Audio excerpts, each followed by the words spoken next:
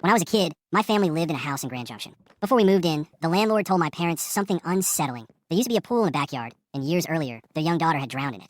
The house meant a lot to them, and they made it pretty clear that we needed to take care of property, as it was extremely sentimental and wanted nothing changed. The pool was buried by the time we lived there, not removed, but buried. The concrete foundation of the pool was still there. The outline of the pool could be seen because the grass never grew right. At the time, my sisters and I were too young to really understand, so my parents didn't tell us at the time. My parents didn't tell us much, and we didn't ask. Still, strange things happened in that house. Things we noticed but didn't question until much later. We had a home alarm system that would chime out loud whenever a door opened. It didn't just beep, it announced the door. For example, ding ding garage door or ding ding front door. The back door, which used to lead to the pool, was still labeled in the system as pool door. Late at night, when everyone was asleep, the alarm would suddenly go off. Ding ding pool door. Every bedroom in the house was close together.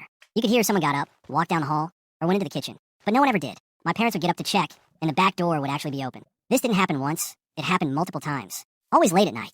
The same thing happened with the garage door. The alarm would announce it, and again, no one had moved. Another thing I remember clearly was the garage itself. Whenever my mom asked me to take out the trash, I'd get this overwhelming feeling of being watched the moment I stepped inside. It wasn't imagination or fear of the dark. It was intense and specific, like something was there, lurking in the shadows. I still remember that feeling today.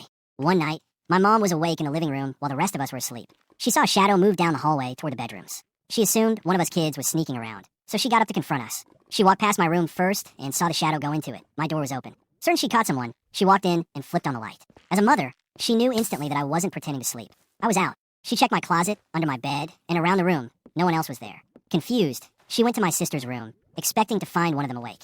Their door was closed, and both of them were asleep too. My sisters shared a bedroom that we later realized was most likely the same room the landlord's daughter had used. Never confirmed, just assumption. At night, they would hear tapping on the wall. It wasn't rhythmic, and it wasn't loud, just deliberate. It didn't sound like pipes, the heater, or the house settling. One night, they started screaming for our parents. Over and over, they kept saying, "Someone is knocking. Someone is knocking."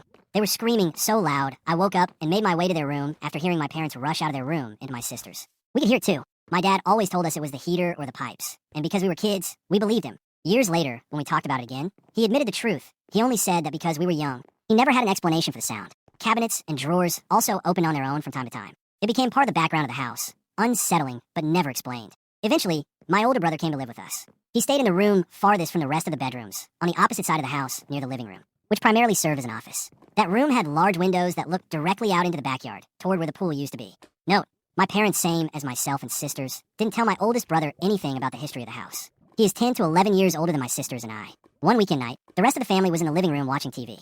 My brother had only lived there for a few weeks at this point. Suddenly came out of his room, fast, pale, shaken, and genuinely terrified. He said, "Mom, there's someone in the backyard." My dad immediately went outside to check. There was nothing there. My brother claimed he always felt watched in that room, assuming something like what I felt in the garage, where your body tingles, stomach drops, and the hairs stand up on your arms and neck.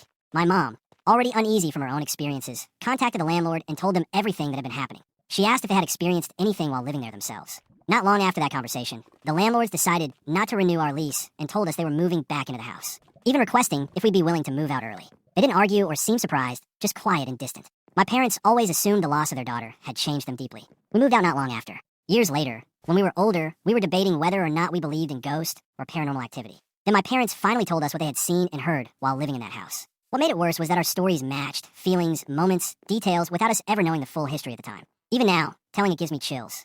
Writing it brings back that same familiar feeling, the one I had in the garage, the one that made the house feel like it was never truly empty. Like and subscribe for daily scary stories from Reddit.